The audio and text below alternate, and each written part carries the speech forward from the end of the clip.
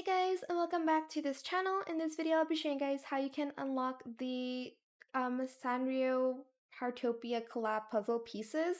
So basically, you're just going to go to the event section, go to the Sanrio characters invitation, and you're just going to press on whichever puzzle you want to open. It doesn't matter in which order, and then you will also get the exhibition pass. You can also get some wallpapers later on throughout the week. So keep an eye out for that. I've also seen some bits and pieces of the Sanrio collab with Heartopia. So this is a little bit of a sneak peek that I've seen going around online.